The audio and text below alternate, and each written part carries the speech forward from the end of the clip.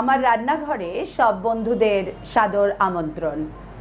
আজকে বিকালবেলায় চায়ের সাথে টা হিসাবে খাওয়া যায় অর্থাৎ জলখাবারের একটা মুখরোচক রেসিপি আপনাদের কাছে নিয়ে এসেছি, আর সেটা হলো কিমার কাটলেট।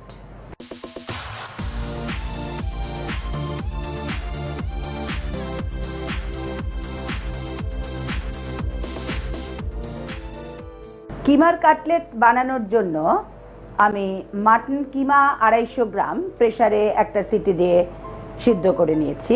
বিস্কিটের গুঁড়ো, 6টা কাঁচা লঙ্কা কুচিয়ে কেটেছি, আর পেঁয়াজ, আদা, রসুন বাটা, নুন পরিমাণ মতন, তেল, দুধ, পাউরুটি আমি সাইডগুলো দেখতে পাচ্ছেন 4 পিস নিয়েছি, সাইডগুলোকে কেটে নিয়েছি, আর ডিম 4টে ভেঙে ফেটিয়ে রেখেছি, একটু নুন দিয়ে রেখেছি।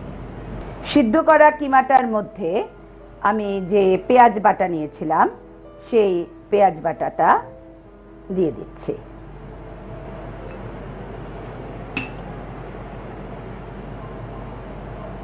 তিন চামচ আদা বাটা,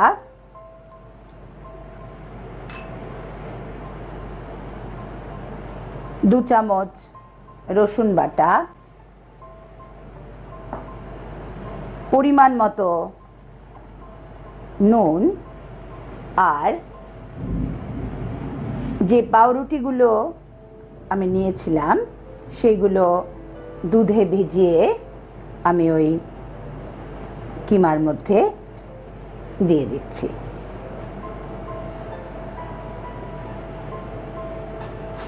এরপর এই উপকরণগুলোকে আমি একসাথে মেখে নেব, আর দিয়ে দিলাম কাঁচা লঙ্কা কুচি। ভালো করে মেখে নিয়েছি।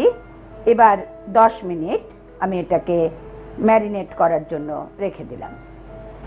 আমার 10 মিনিট ম্যারিনেট করা হয়ে গেছে।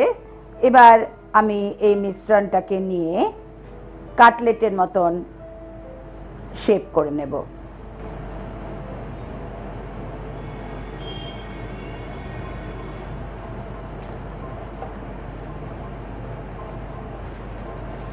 প্রত্যেকটা এভাবে ধীরে ধীরে কাটলেটের মতন শেপ করে নিতে হবে।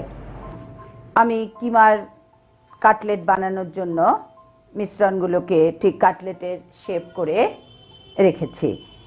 এবার ওভেনটা জ্বালিয়ে কড়াই চাপিয়ে আমি এর মধ্যে তেল দিয়ে দিচ্ছি।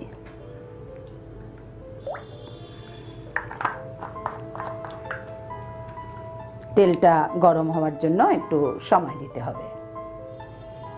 তেলটা এতক্ষণে গরম হয়ে গেছে। এবার আমি ওভেনটা একটু কমিয়ে প্রথমে এই কাটলেটগুলোকে ডিমের যে ফেটিয়ে রেখেছিলাম তার মধ্যে ডুবিয়ে নিলাম, তারপর বিস্কুটের গুঁড়োর মধ্যে মাখিয়ে নিচ্ছি। এরপর আস্তে করে আমি কড়াইতে দিয়ে দিলাম।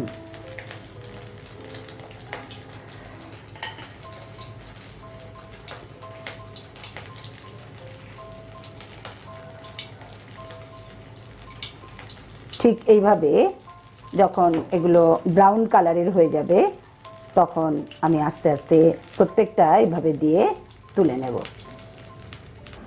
চায়ের সাথে টা অর্থাৎ বিকেলের স্ন্যাক্স হিসেবে এই কিমার কাটলেট আপনারা করে দেখতেই পারেন। এটা ভীষণই সুস্বাদু, আর আপনাদের আশা করব যে খেতেও খুবই ভালো লাগবে। আজকের এই রেসিপিটি আপনাদের কেমন লাগলো তা অবশ্যই কমেন্ট বক্সে কমেন্ট করে জানাবেন। আর আজকের এই রেসিপিটি ভালো লাগলে লাইক এবং শেয়ার করবেন, আর আমাদের এই রান্নাঘরের চ্যানেলটি সাবস্ক্রাইব করতেও ভুলবেন না।